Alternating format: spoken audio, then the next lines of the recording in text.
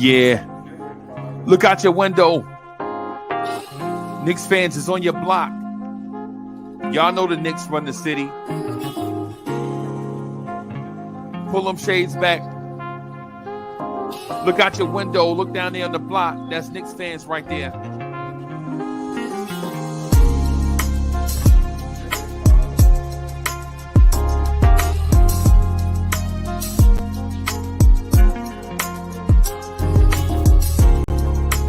It's about that time.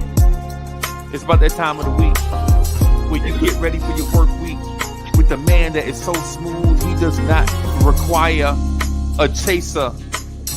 Your main man, the real, still the real Anthony D. And your main man, Jersey's finest, the hood representative, Uncle Freezy.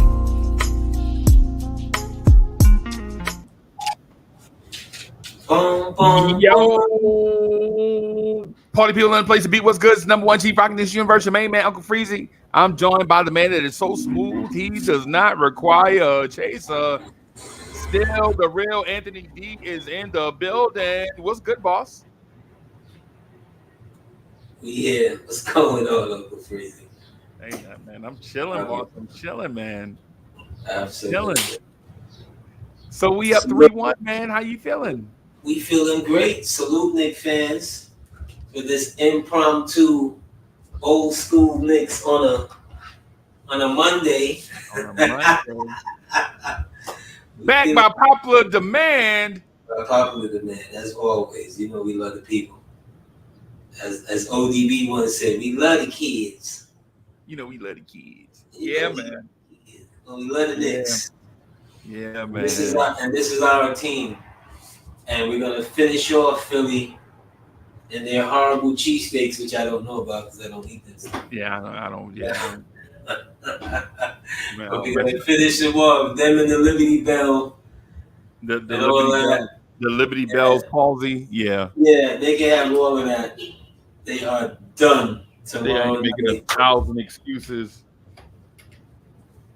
Yeah, man. They are absolutely finished.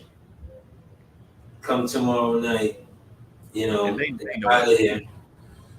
Oh, they know it. They know they're out of here. They know it. They had a nice little run. It was good. It was nice. It was entertaining. I did say 5 games, so. Yeah, and I called 3.5, but who's counting? It's supposed to have been 4. Yeah, it should have been Nixon. Yeah, it should have been Nixon 4. Nixon 3.5. Yeah. If the referees didn't suddenly have a brain freeze, but it wasn't sudden, you know. And I don't know if you want to touch on that Embiid situation, him just flagrantly fouling Mitch. You know, the Knicks, they just stood with that. Like I said to you earlier, that kind of momentum swing or that kind of activity could have been a major momentum swing. Could have been. In the opposite way. In the opposite way. Yeah, but this team, they just stayed there, keep fighting. And, you know, Brunson has his, to date, his absolute, you know, we talked about moments and is he on his way? This is how you build to the icon status when you're having back-to-back. The man scores 86 points in 2 games. Yeah. You know, he's absolutely everything that we talk about and that we think about him as a Knicks fan. And bro, I'm so excited. I'm so excited about where we are. Right. It's exciting and unfamiliar at the same time. Like I'm trying to figure out. I'm not used to being in this place. You're not used to having 2 things at the same time. Right. You know? Right. You know, you're not used to having actual napkins right there, so you don't have to use your shirt, your sleeve to wipe your mouth. There's actual napkins right there. Right. You know, we can't with the meal. Yeah. The Knicks can have nice stuff. Imagine. Yes. That. Imagine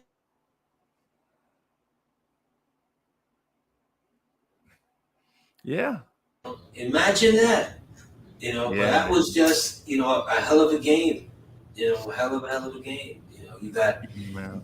You got a 6'4" dude grabbing 17 rebounds. Bro, there's a dude on the floor shorter than I am grabbing 17 rebounds. That's Charles That, Barkley. yeah, yeah, yeah, man. That's I'm not. that kind of dedication, that kind of effort, because that's what it takes in the playoffs. To be, or what should I say is, it takes that kind of energy to be successful in the playoffs. Right, right. Got to have those kind of dudes that shake it off. Next play. Next play. Next play. I'm not even gonna lie to you, bro. I'm glad to hear you say the stuff that you saying. I think you cooking, bro. But I think you cooking, bro. I need but, more of this right here. Whatever this is, I need more of this. but it's like from our earlier conversation, we really just picked up on it, and the things that over the years that we just haven't had together. The two things philosophy. We've had good players over the years. Jalen Brunson is not the most talented ball player the Knicks have ever had. No, he's not the most physically gifted player. No, No, not certainly not. Certainly not. nowhere near. Right. But it's what those management teams, how they chose to surround the best talented players with other pieces. Yeah. Like, let's use Stephon Marbury. When they get Marbury, who's Marbury's wingman? Jamal Crawford. Yeah. Like Jamal and all, but Jamal would have a good game one every 4 or 5. Like once a week, or once every 4 or 5. Yeah, you're right. And even in his good games, there was a lot of, baffling things that he would do on the court and be like, that's just not winning. That's not winning play. Is Jamal Crawford more talented than Dante DiVincenzo? Every day of the week. Right. Who would you rather have next to Brunson? Dante. See what I'm saying? They didn't give Brunson, Eddie Curry like they gave Marbury Eddie Curry. Eddie freaking Curry, bro. You understand what I'm saying? It's like and I've given this management a lot of flack early, and deservedly so. Yeah.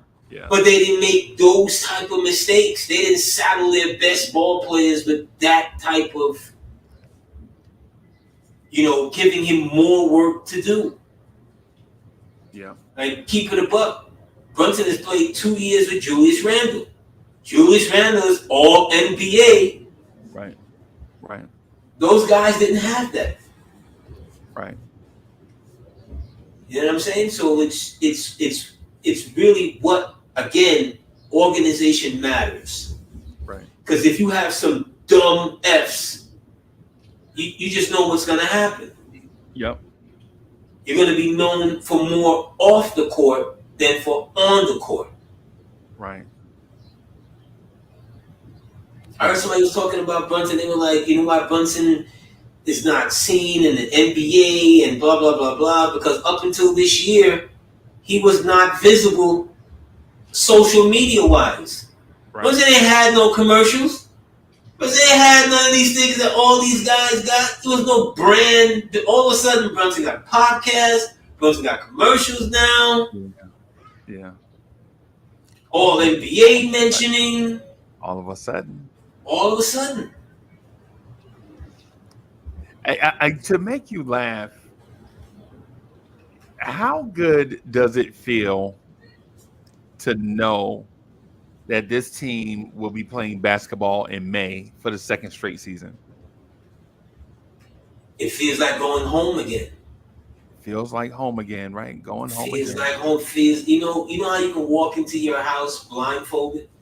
Yep. And know where everything essentially is, right? Yeah. Because that's what it was for a long period of time in New York basketball. Yep. We might not have won it all, but you know what? Every year we were right. We were right there in the playoffs, an actual contender. Yep. You know, first couple of years with Melo, we were in the playoffs. Yeah. You know, because the bottom line is, if you're not in the playoffs, then you don't have a chance to win. No, you got to be in it to win it. I think some lotto thing company or something said that one time. You got to be in it to win it. Right? You got to be in it to win it. Right?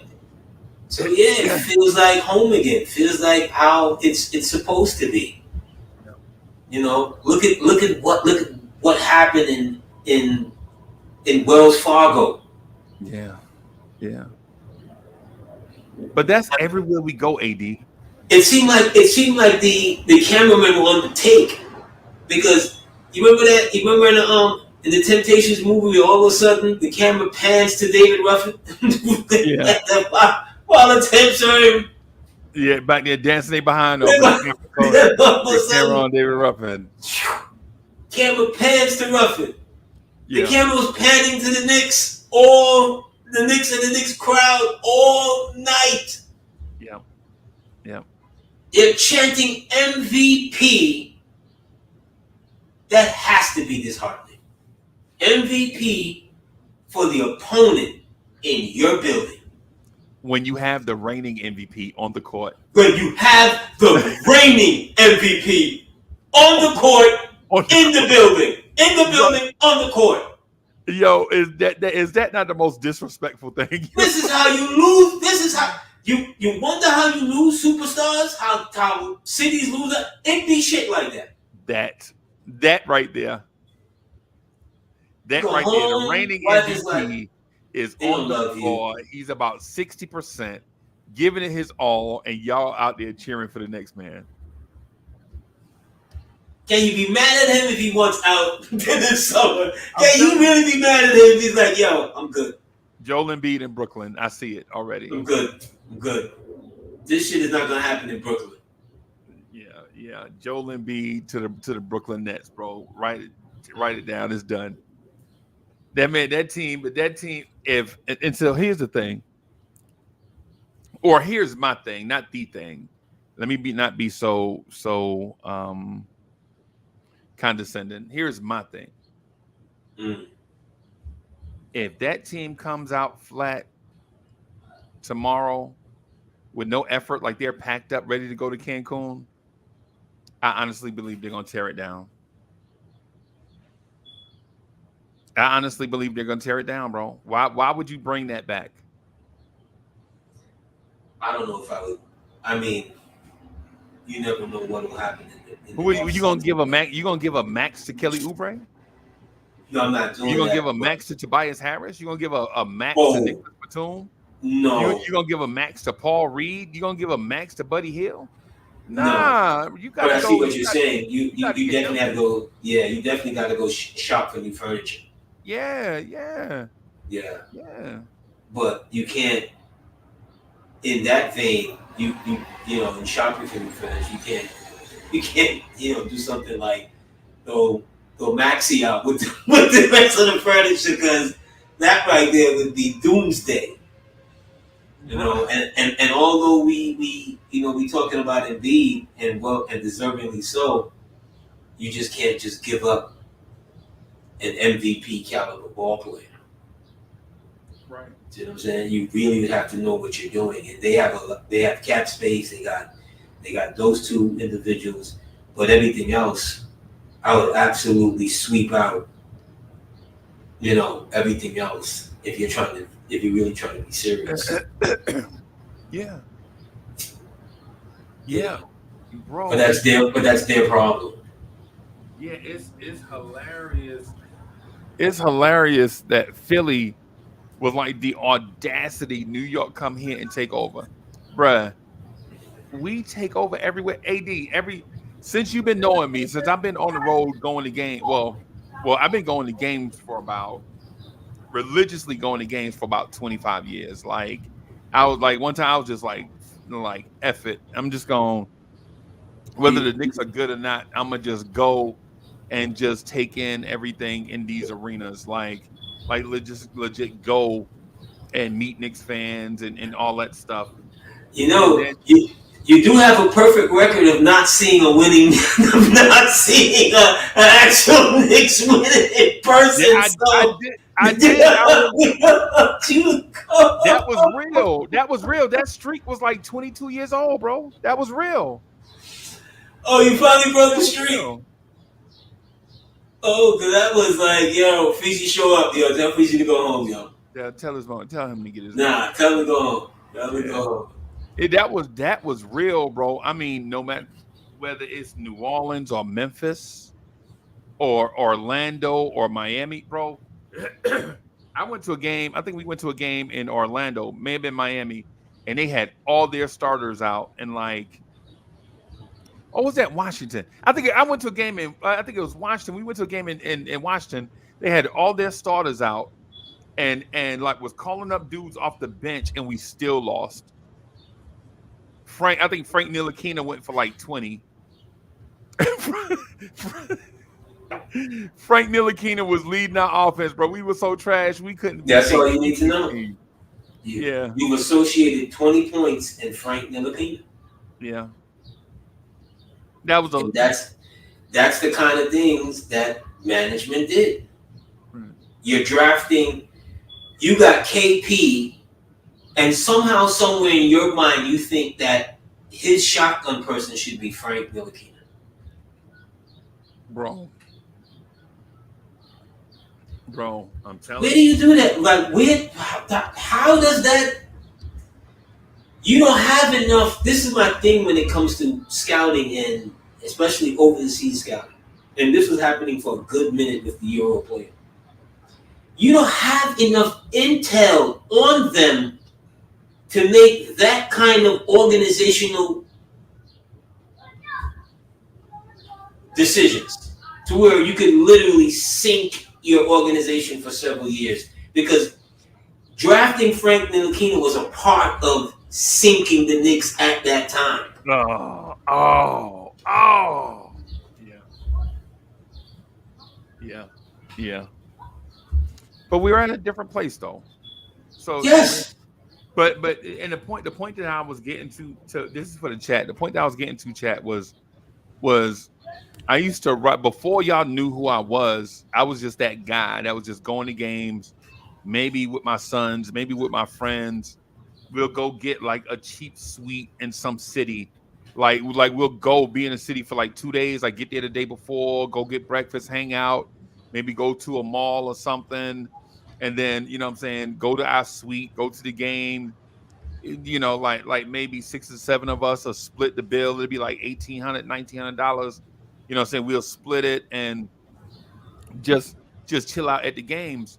But AD, while I was there in these venues, there was always a super crowd of Knicks fans that were loud and obnoxious.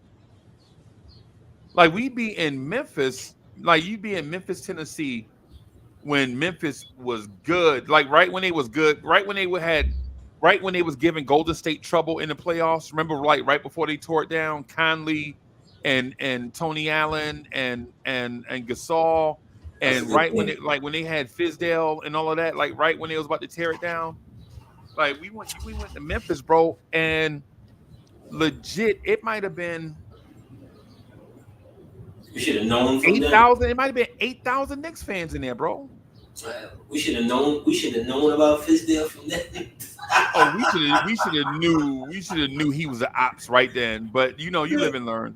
Dude, the man literally argued with his star player. Yeah. Publicly argued with his star player. Yeah, he was crazy. Yeah, that dude was trash. You notice he never got another head coaching job, right? Some guys are just not meant for the top job, but because of relationships, they'll get looked at over and over again. Yeah. Remember, Pat Riley put the call in for Fizdale. Yeah. And the Knicks, Pat Riley the Knicks picked up on the first ring. Pat, you want to come back? No, I'm calling about something else. Ah, damn. I'm calling about something else. Fizdale. What? Fizdale? Part of the Miami organization? What's he good for? That's good enough for us. Click.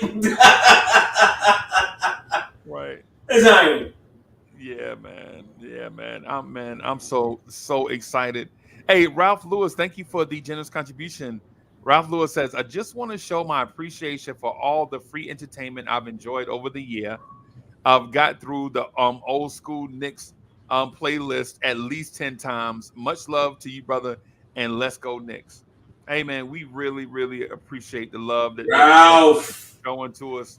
And we're trying to do the best we can with the old school Knicks thing, man. It's a Salute to yeah. Ralph. Thank you very much, Ralph. I know themed shows don't always go over well because a lot of times people want like the breaking news and all that stuff, but old school, you got to kind of diversify your portfolio, basically.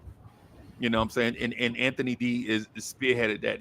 Anthony D came up with the idea of us talking about old school because every time we were on a live stream, he was always talking about old school stuff.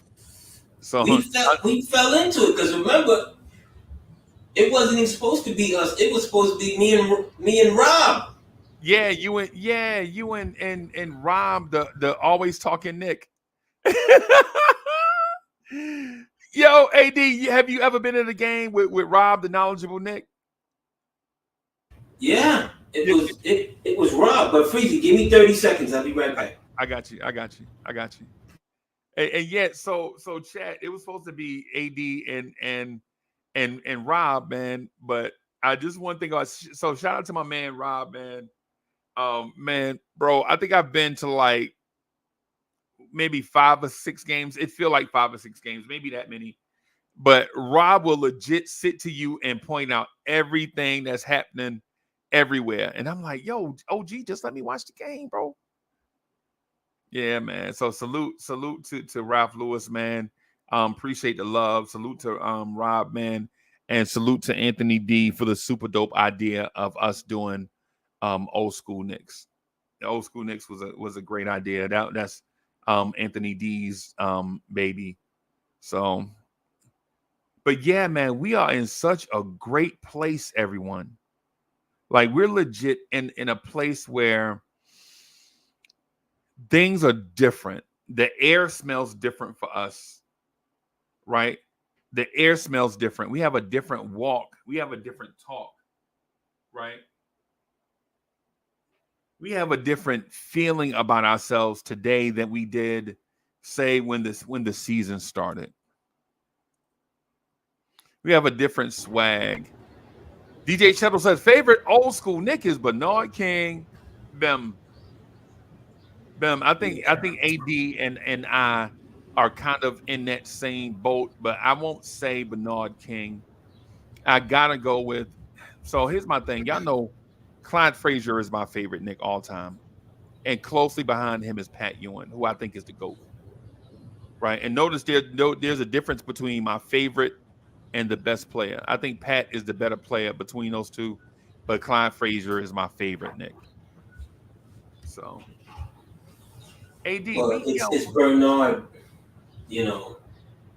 How you it's feel Pat about it? It's Pat for me overall, but Bernard just gave me memories that I just still remember vividly.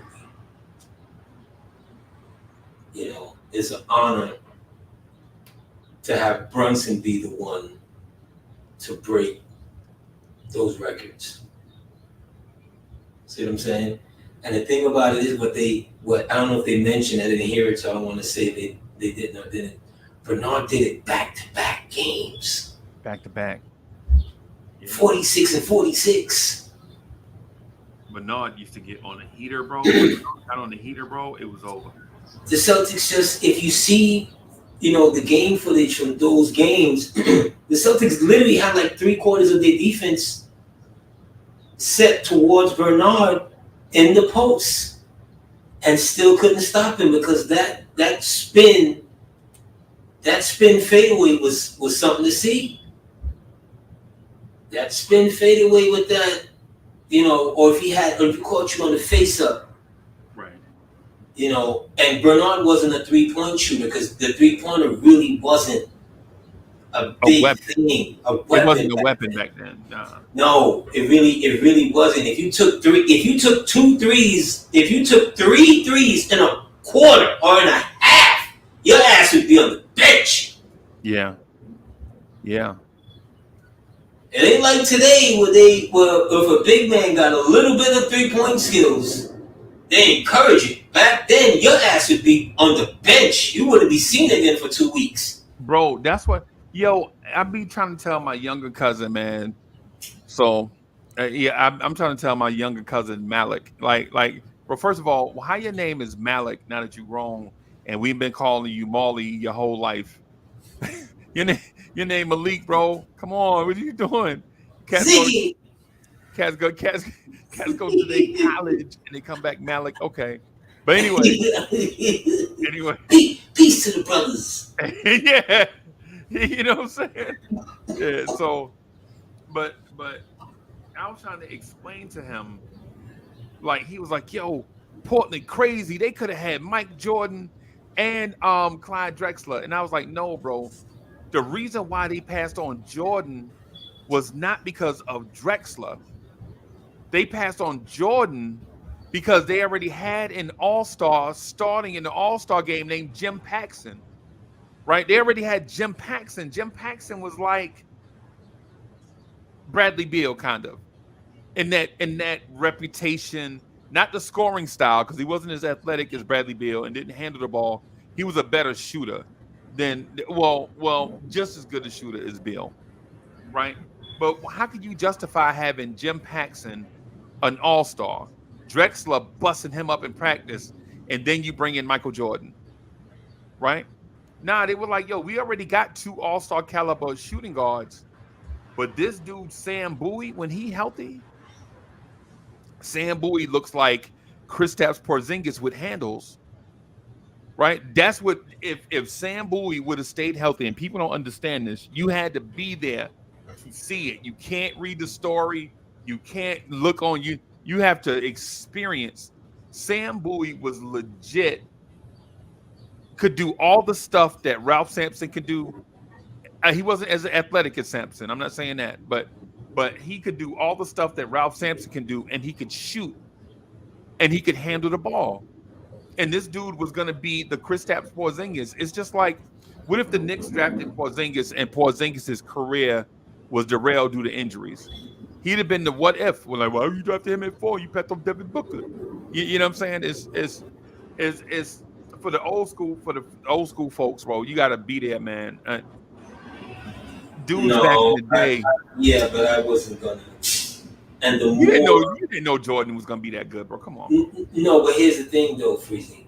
The more we learn about the options and him, I watched something the other day, and I think I vaguely remember it. But when they were constructing the '84 Olympic team, and they were playing against the league and the league collection of stars, right? He was killing them, Freezy.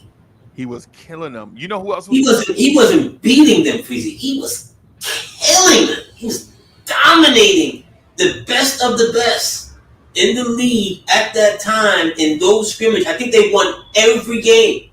Yeah, you know who was the second best player on that team? I don't even remember. I just remember him. It was Charles Barkley. Him and Barkley together were murdering the NBA. They sent Barkley home because Barkley was out of shape. Yeah. Right. Barkley wouldn't listen. Barkley wasn't gonna listen to no Bobby Knight, bro. Come on.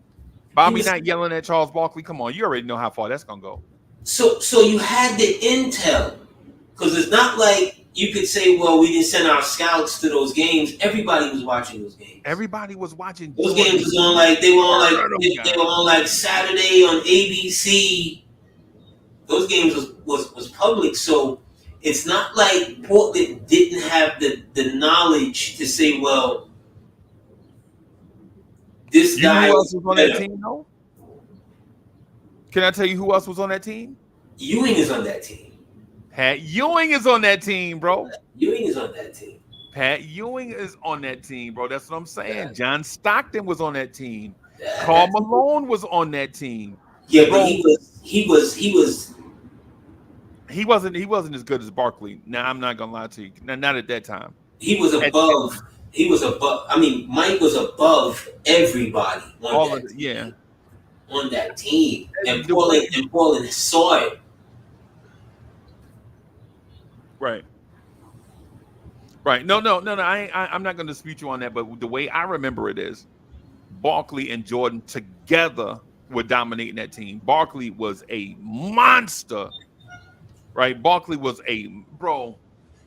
There is no NBA comp ever for Charles Barkley from about 86 to about 90. Charles Barkley, bro, and he Yeah. on TV. The Yeah, Gucci. he's definitely. We as time goes on, the younger people and even us, the people that remember the game back then, he's fading to memory because he was just ultra dominant. Bro, it didn't make a sense for a human being that size to be that fast and that quick, right? That's they were calling him an undersized power forward. They wanted to move him to like the three. Barkley's not a three. He never was a three. He was just short. He's just short. Yeah, Barkley's not little. He was just short. Yeah, bro. It don't matter. Like people want to compare Larry Johnson to him. No, Larry Johnson is never in a million years. Larry Johnson has never been an MVP candidate, bro. As great as he was, I mean, I can see the comparison because of the height and the physical gifts for that height. Yeah. Because if you look back on Charles, a lot of his old footage, you could see him at 6'4", literally blocking guys' shots who were 7 feet tall. Yep. You know what I'm saying? And he doesn't have the incredible wingspan, but what he has is he has ups. Right. Like him. And quick ups too. And powerful. Yeah, he didn't need a run and start to dunk. No, and powerful. He's one of those guys. The standstill jump at 6'4" for him is absolutely amazing. Yeah, because he could flat out get up off the floor from a close quarters. Because I remember him dunking on Larry Nance. Yeah. You know, something awesome. Still Knicks. Salute. Yeah, I remember the best seats I ever had in the Garden. We were like right behind the basket, maybe 12 rows up. So it might have been about 100 feet away from me, right? Just about 100 feet. Man, he dunked on Bill Cartwright like 14 straight times on the floor. And I know that's not facts, right? But what I'm saying is that man dunked on Bill Cartwright on the same play so many times. Chuck D put it in a song, bro. Like Chuck D was like, "Yo, I'll throw that thing down your throat like Barkley, bro." He was, man. He's the original one-man break. Yeah, that dude was so. He's the original, and he's throwing it down with two hands in a crowd. He's literally running past everybody, corrals the rebound. And that's another thing. At 6'4", one of his nicknames was the round mound of rebound. Yep. At 6'4", that's the kind of physical force he was, and polished. He wasn't just raw. No, because he could back you down. He could post you up. He could face you up. Yeah. You know, he could give you anything you wanted. Anything, bro. Yeah, absolutely. He's just one of those guys that Mike decided wasn't going to win one. Yeah, and then that body type doesn't last in the NBA. Anything outside of the standard body type doesn't last. Like if you're 7'4", 220, it's not gonna last. If you're 6'4", 300, it's not gonna last. But he got a good prime 12 years. Yeah, what? Yeah, he got a good prime 12. That got to be the understatement of the decade, bro. Yeah, because he comes in at 2021? Yeah. And he's MVP. He comes in at 2021 in 84, and he's MVP in 93, I think. Yeah. right? So that's nine going into 10 years of excellent play. He should have won. I think that man should have won at least 2 or 3 league MVPs, bro. Well, I wouldn't go that. But the thing about it is the Bulls were so great during that same stretch that you got to give it to Mike, right? You got to give it to Mike, bro. When they started giving the MVP to Olajuwon and David Robinson and all them guys, man, come on, man. How's Barkley not the MVP, bro? Come on, what are we talking about? It's not that they didn't deserve it, because remember, as good as Barkley was, he wasn't better than Olajuwon during this time.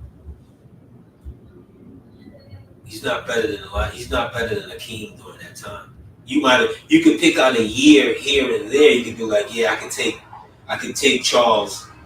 You know, in Charles's career, to be 100% fair, Charles may be in the top 3 ball players during his time. Right? But he's not surpassing those 2 guys during his time. Are we leaving out Pat Ewing in that era? No, we're not. Pat is, for me, Pat is 4 through 7. Yeah. Because you can add Dominique Wilkins in there too. Dominique for me would be like 87 to 90. 9 through 15. Somewhere in there. Dominique was fantastic, bro. He was absolutely. But if we're gonna start ranking them and fairly, you know, is Dominique a better ball player than Charles Barkley? No, he's not. Is Dominique for stretches for like his best years? Are his best years better than Bernard's? No, can I rank them? You mind if I rank them? That's what we had to do. So I'm gonna say 1 through 5 from 86 to 90. From 86 to 91, I'm gonna go Mike Jordan. Right. Then there's a gap. Like there's no 1B. Right. So it's Mike Jordan. Right. And then 2 through 4, or 2 through 4. I think you can interchange them depending on the season, and that's Barkley, Olajuwon, Pat, and then right after them is Dominique Wilkins. Well, here's I think where your major faux pas is that Bird and Isaiah is in that time period. Isaiah is better than Barkley, Olajuwon, Ewing. That's not even up for debate. I understand that, but the thing is, the reason why I didn't list them is for one at 86. At 86, Bird starts to come back to the pack. And like if you had asked me from 81 to 85, I'd have told you off the rip the best player in the league, Larry Bird, Bernard King, and then there's a clip of everybody else under that. But Bird wins MVP in 86 as well. Bird wins MVP 84, 85, 86. No, he wins it in 82, 83, 84. No, I think he gets an MVP in 80. I think he's You may be right, but I know he's 3 straight. Yeah. And I think 1 or 2 of those years were when they won it, because they win it 84, 86, and 82. Right. Yeah, Bird won it 3 years in a row. It was in the early 80s, bro. Okay, all right, but he's got to be 86 coming back to the pack. That's maddening. They won 68 games or 67 games that year. Back to the pack. Yeah. No. He's leading the pack. Back to the pack. No. I'm talking about back to the top 5 pack. I'm not talking about back to the NBA pack. There's a difference. Well, even then, from 79 to 88, the 2 best ball players are Magic and Bird. Yeah, and so you're right. 88, the 2 best ball players are Magic and Bird. Yeah, so he won it 84, 85, 86. So you're right. It was something like that. Yeah, you're right. You're right. And Moses Malone won it in 82, 83. Dr. J won it in 81, and Kareem won it in 80. Right. Yeah, yeah, you're right. So Pat is not, you know, Freezy. I hate when you put me in positions to do this to Pat, yo. I hate when you do. I hate when you do that because those names that we mentioned, Pat is just not. He's at the other table.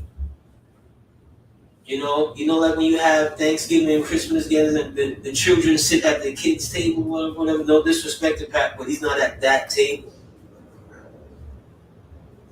He can see it. He can see it from where he's at, but he's not at that table. He's not the only one. See, his table is filled with Karl Malone and John Stockton and great Karl ball Malone won players. the league. Karl Malone won the league MVP, bro. Yes, he did. Karl Malone also missed the two biggest free throws of his career against the Bulls. Yeah. Oh, Karl Malone. You remember the shot on Brian Russell? Remember the shot on Brian Russell? Jordan hit the shot on Brian Russell? Yes. Right? What's the name? Were up in the game, and Karl Malone had the ball in the post, and Michael Jordan stripped Karl Malone on the play before that, and then they go down and hit that shot. And the Bulls are the NBA champs that fast. These are things that are part of the record. Yeah. You've heard me criticize LeBron for things like that. We can't forget the old school guys that has made major faux pas because it's a part of the record. Yeah. Yeah. You know what I'm saying? But like I said, those are great players, but they're just at a different table. Mike is at a table by himself. It's Mike and Kareem. Mike, Kareem, and Will. And Magic. And Bird. Right. That's that table. Right. Then the other table is Doc. Elgin Baylor. And we can go on from there. I think we're not being fair to Pat. The year that Magic won the MVP, I think everybody in New York City fainted when Magic Johnson won the MVP. Which year? Because he wins back to back. I think 90. He won back-to-back MVPs as well. 90. Pat averaged 28 points a game, 11 and a half rebounds, 3 assists. That man averaged 4 blocks a game. I remember. It's statistically his best season, and the NBA Digest voted him MVP. Yeah. Yeah. I remember. But he's not the face of the league. He's not the face of the league. He's not smiling. Pat not out there smiling. Pat, in order to win the MVP, you gotta smile, bro. You gotta not just smile, you gotta win. And in 89-90 or 89, whatever that year is, he's not winning. For him, he makes a jump because they beat Boston or whatever.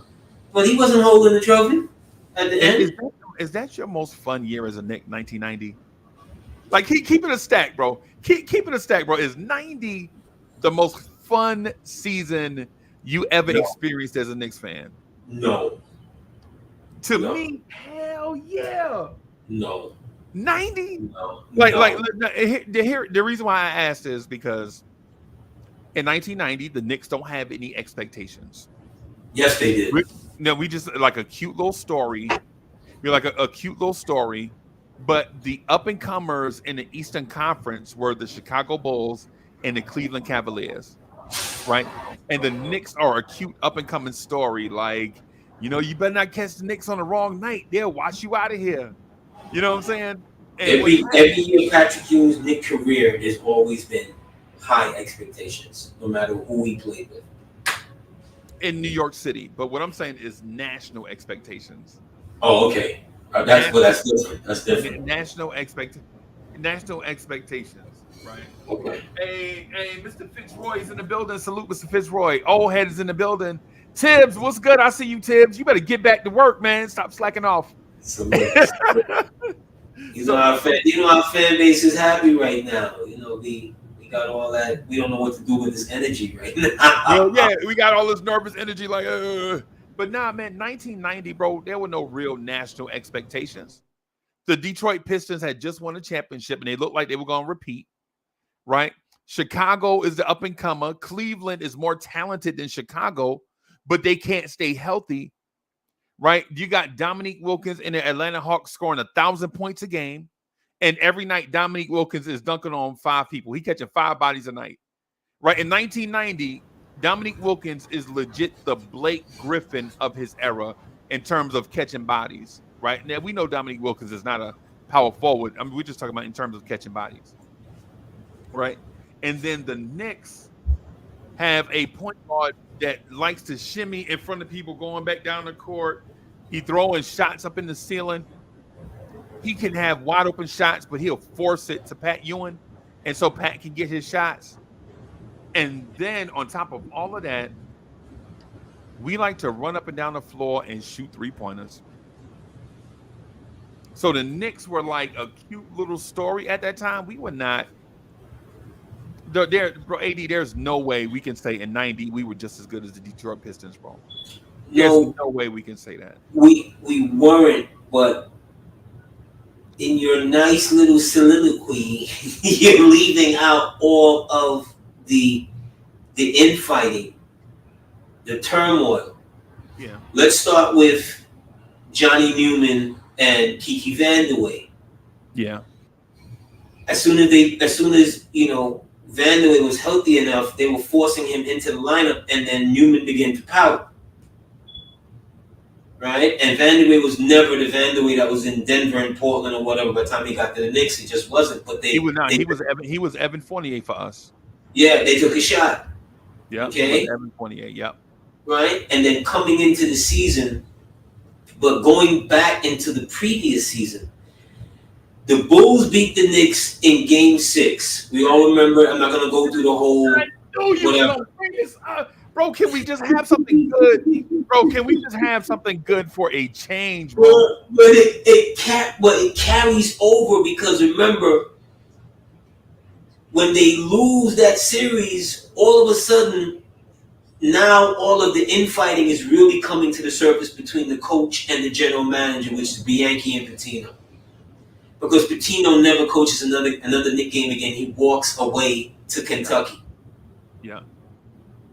See what I'm saying? And at that time, the team had won, I think, they won more than this. I think they won 52 games. And the Eastern Cup and the Atlantic Division. Yep. That loss to Chicago, it really rocked the foundation. Yeah. Yeah. Right? It's kind of like what we're doing to Philly right now. Once we eliminate Philly right now, trust me, changes. Sam Cooke. Yes. A change is gonna come. Yes, it rocks the foundation. Because Bianchi really wanted to play more of the older heads. He wasn't a believer of the bombers, of the flight jacket, the bombers, the 3-point system, the helter-skelter that we were running at the time. He wasn't that. He really wasn't. And he had his fingerprints when Stu took over. The one thing that they wanted to do was they wanted to make Ewing more of the focus. Yep. Which was correct because he goes from the previous year, I think he averaged 22.7. To the following year, he has a 6-point jump. Yep. No point in time in his career, he has that kind of a swing. Yep. They make him the focal point, but also while making him the focal point, the things around him are deteriorating because they bring in Mo Cheeks and now Jackson is unhappy. Yeah. You see what I'm saying? So I remember 90 as not being, it's really, for anything else, it's really Ewing's coming out year.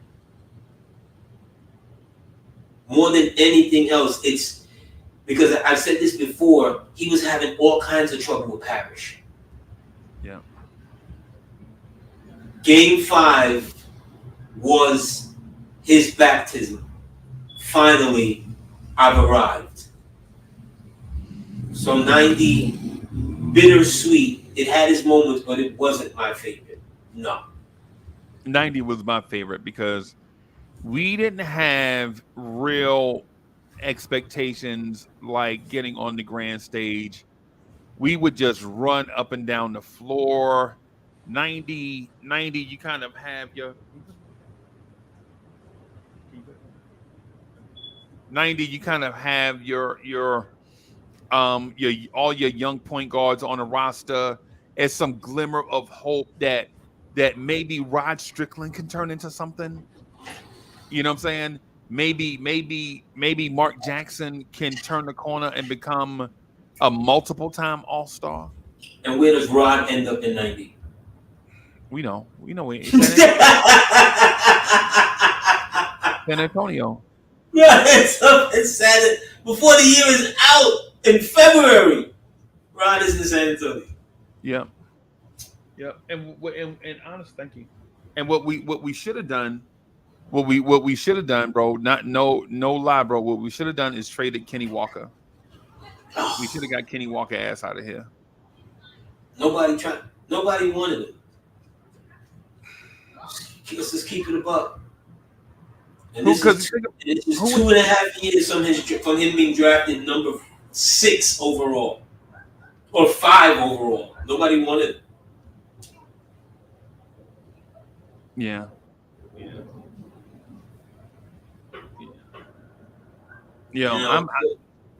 That 90 team to me had a lot of promise. It was fun to me to watch. Kind of like this season was fun to watch. It did have promise, but think about it. After them beating Boston and so forth, Ewing then has, I think, his first 40-pointer against Detroit on a Saturday afternoon. I think he dropped 44, if I remember correctly. So Ewing is now ultra dominant. Right? He is now, I'm here. Right. But after that year and Ewing's arrival, again, the infighting, it just continues because Pitino's not here anymore. And somehow, some way, he falls out of love with Stu. Right. And then he brings in his man, McLeod. Big mistake. He brought McLeod in for leadership because McLeod wasn't the best. McLeod was a quality basketball coach, but I think they brought in McLeod for leadership. Okay, but the Yankee for me was just too rigid. He was too much of the old way. He had been around since the 60s, right? Yeah, probably since the 50s. He'd been around for a long time. He was in the ABA. Yeah. And as we said, the Bomb Squad Knicks, I think they were averaging maybe like 10 threes a game or 13 or something like that. You know, these guys average that in the first 5 minutes of a game, of a quarter now. Yeah. He just hated it. Right.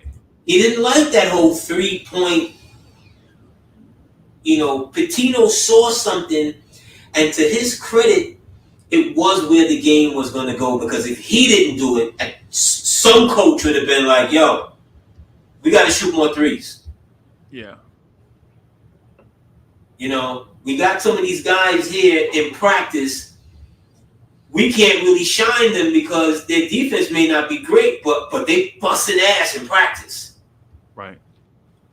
Like Dale Ellis was not a great defender. Who? Dale Ellis was not a great defender. Give Dale Ellis the ball anywhere on the court, and he can absolutely light your ass up. Guys like him started to, emerge. The Ricky Pierces of the world, and guys who could flat out shoot. What's the shooting guard from Utah? I remember him. He played with a young Stockton and Malone. Jeff Malone. Jeff Malone. He came from Washington. Remember, he was at Washington first. Yeah.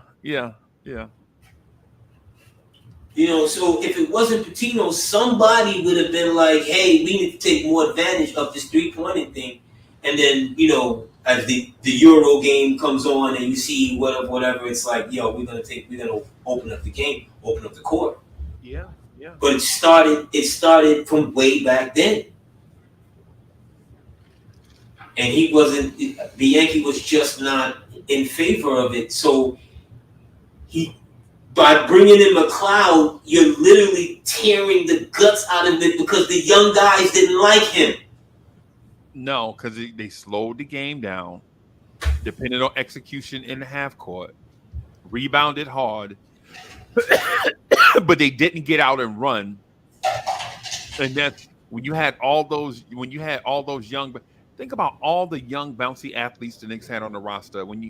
Rod Strickland, Gerald Wilkins, Johnny Newman, Obi Toppin, not Obi. I keep wanting to call him Obi. Kenny Walker. Yeah, all those young bouncy athletes on the roster, bro. Ewing, Oakley. Yeah, they want to get out and run. And your guy is 1970s Phoenix. Yeah, well, yeah. That's the truth with a bad perm. Yeah. Yeah. When McLeod got here, McLeod was still holding on to that perm. He was still holding on to that Hall of Oats. Yeah, Hall of Oats. He was still holding on to that Hall of Oats. Yeah. Oh man, but that was then, and thank God we're no longer in those positions. And it looks like, or it feels like we finally really turned the corner, and the focus is one thing, and it's to win the title. Right.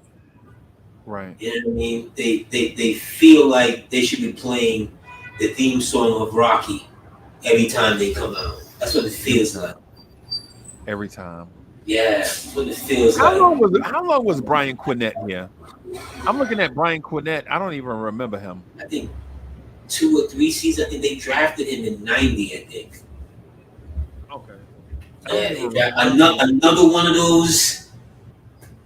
And you saw Brian Quinnett in his uniform and was like, "Are you really an NBA ball player? Yeah. What is it that you do well?" Wave towels? It was one of those wasted picks around Ewing. Right. A lot of wasted picks around Ewing. All right. So real quick, I guess in our last few minutes, man, I want to ask you your expectations for the Knicks this season. What do you see? What do you see the Knicks doing for the rest of the playoffs, bro? Like, what's our feeling? It's a hot Knicks summer.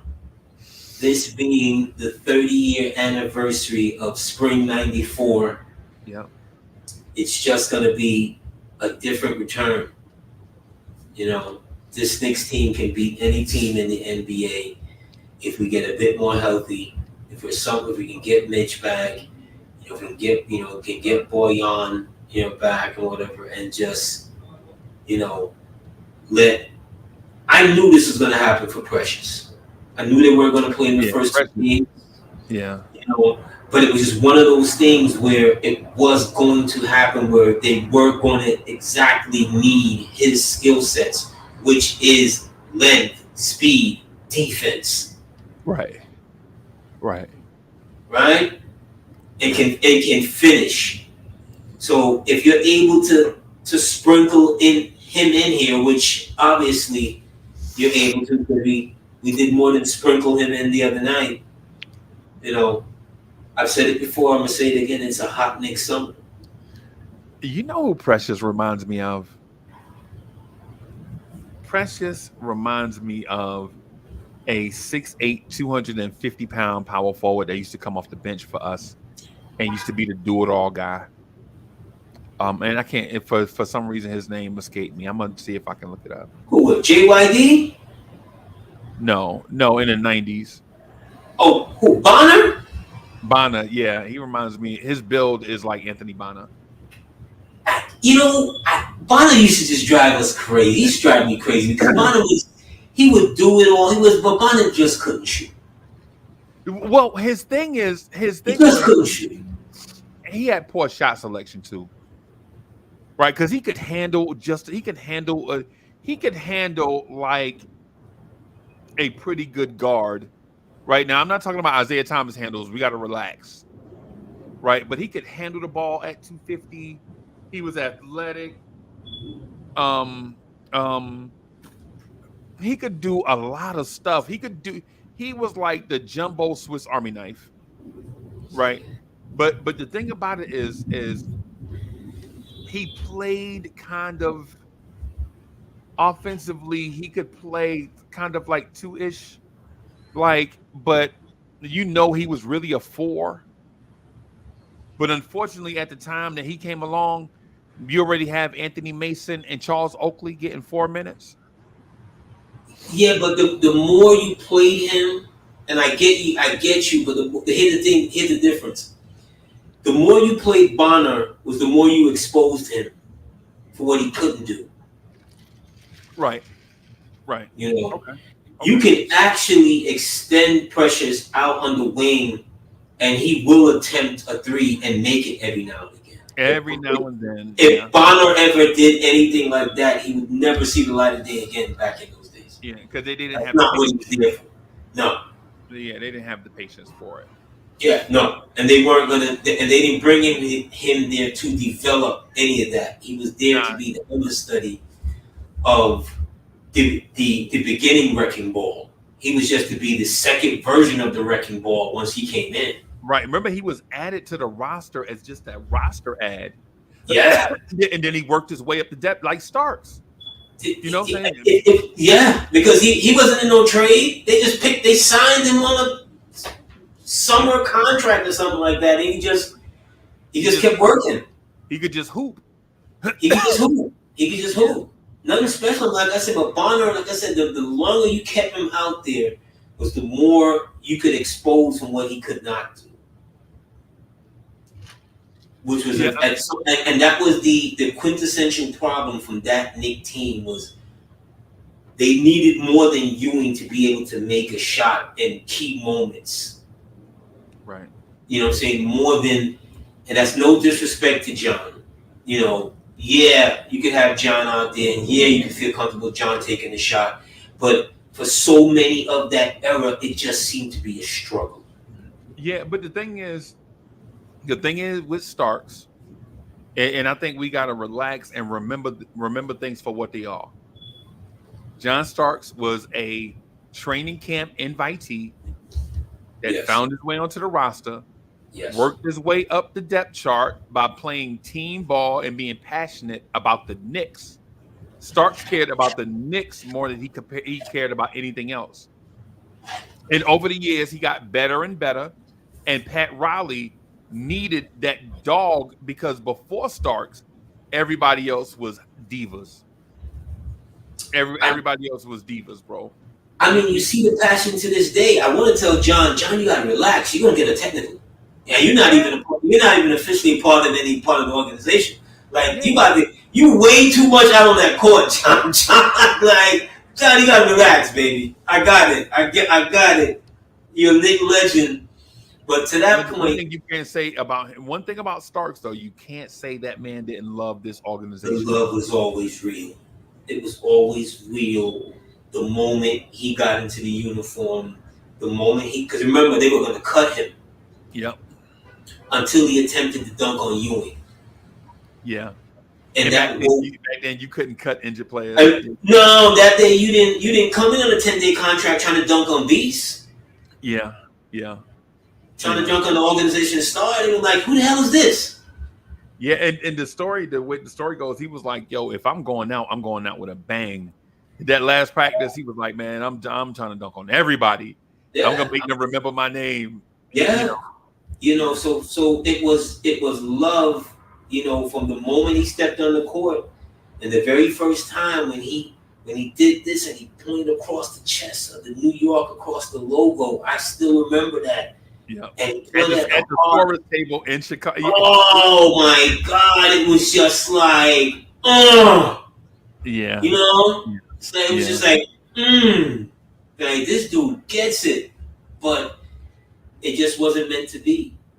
Spring of '94 is what Spring of '94 is. It'll forever live in our hearts. Yeah. We're never gonna forget John Starks. We're never gonna forget Anthony Mason. Starks is my never guy, man. Those guys. I love that dude, bro. I love that dude so much, bro. That's why I always defend John Starks, bro. When cats be wanting to rip him, like, bro, remember this dude was a training camp invite that you don't get there without him. Yeah, he worked. You don't get there without him. You don't. Yeah, man. And he has the type of knee injury where they should have shut him down. They should have shut him down. Yeah. They should have shut him down for the rest of that year, but he just guts it out. Yeah. Yeah. Why? Because you're not promised to get there again, and he knew it. He knew it, but it's the same reason why guys still give Riley backhanded love, because he's from that era. He was the coach of the team. He brought us respectability after when he comes here in '91. Ewing is ready to go. Yep. He tired of losing, bro. He tired of losing. He had 6 coaches in 5 years. He was ready to go. Yeah. He was ready, but unfortunately, 2 things happened. The Knicks, at the time Pat was ready to go, the NBA was in the middle of massive expansion, and Michael Jordan at the same time. So it wasn't like you can keep your roster intact from year to year, because every other year there was like some expansion draft, cats getting plucked off you. It's how we lost Greg Anthony. But the expansion, but to be honest though, Freezy, and I've heard you mention the expansion teams before. If you remember those expansion teams early, they were piss poor horrible. I noticed. They had a lot of, every year, the Rex Chapmans of the world, and a lot of excitement during the draft to see basically who would get to have one of those college stars coming in from one of those teams. Right. You understand what I'm saying? So I don't think it affected other teams, because it used to be, I think you had to leave 3 guys off the roster or 3 guys available.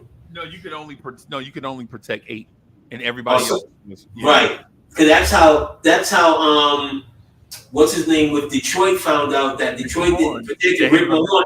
He was at the parade. Yo, that's how cold this business is, Freezy. Think about that. That man couldn't even have a full 48 hours of celebration for bringing Detroit the world championship. Gone. They couldn't wait. They couldn't wait. You couldn't let the man, go home. That's why I was telling you David Stern was a terrible commissioner, bro. David Stern was the worst commissioner this league ever had, bro. In a lot of ways. It's like some of the things. It's like some of the things David Stern did, bro. You can't even have the expansion draft a week later. Come on. Yeah, come on, bro. It's a cold business. It's a cold.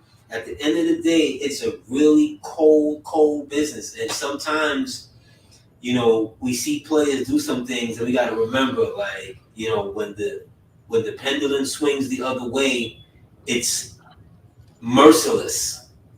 Right. Right. Here today, gone tomorrow. And that's why Jordan and them got all those championships, because you couple some teams in the league that were already tanking.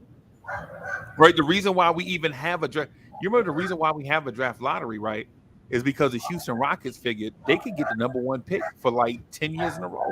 They were going to do that shit every year. They were going to do that. They were going to do that. They were going to do that every year. They were going to do it if you allowed them, they would have built a dynasty. Yep, just by tanking. Just by tanking.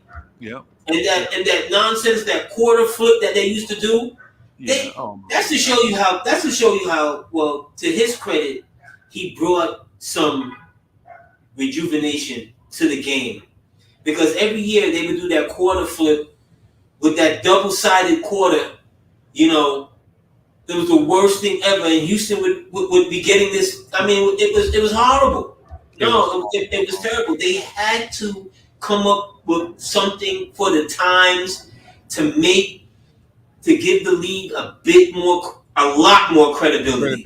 Yeah. And you can say whatever you want about the lottery, the frozen envelope, or whatever. I was a kid that Saturday afternoon, on bated breath for the Knicks to get Ewing. I was a junior in high school, bro. Yeah. I was a junior in high school. It's one of their biggest TV moments. Yep. Yeah.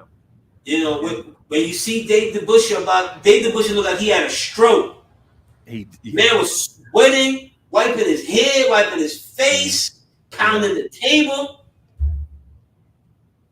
You know, but my uncle was like, "Man, Dave DeBusschere rode the train." I was like, "What you mean? Why he rode the train?" He was like, "Look at him. Dave DeBusschere looked like he rode the train." And I was like, "I don't ever look like that when I ride the train." And my uncle was like, "Take your young ass in the room." I think he had on I think he had on a sky blue Easter-looking suit. Yeah, that day at the podium. And I mean, you know, that's a fun fact. Like Dave DeBusschere is Patrick Ewing's first general manager. Yeah. Dave DeBusschere, rest in peace. And for those that don't know, Dave DeBusschere was about the same size as Allen Houston. Yeah. For those that think Dave DeBusschere was like some big, huge, monstrous man, no, he was not. Phil Jackson was that. Right. They've also played baseball. Yeah. They was really smart. They was a player's coach. Yeah. You know, they was like an old man in a young person's body for a long time. He had a lot of responsibility, like for a long in the game itself. Yeah. You know, because you can't imagine there being a player coach today. No. Outside of LeBron, like who could be a player coach today?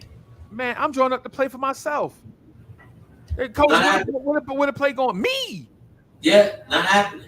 Nah. Yeah, dudes don't think that far ahead. Not in this society where the world revolves around individuals. You know what I'm saying? But you got too much help, because every team has, like, if you look at during the game, look at the back, there's like 8 assistant coaches. Bro, can you imagine Jalen Brunson being the player coach? What's the play coach? Me.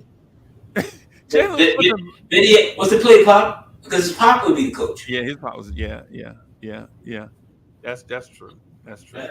Yeah, I got to get out of here. Yeah, man. I'm gonna get out of here. Thank you everybody for rocking with us. Watching Old School Knicks, man. The day after. Appreciate everybody coming through. I'm gonna play this theme song. We out of here, everybody. Yeah. Look out your window. Knicks fans is on your block. Y'all know the Knicks run the city. Pull them shades back. Look out your window. Look down there on the block. That's Knicks fans right there.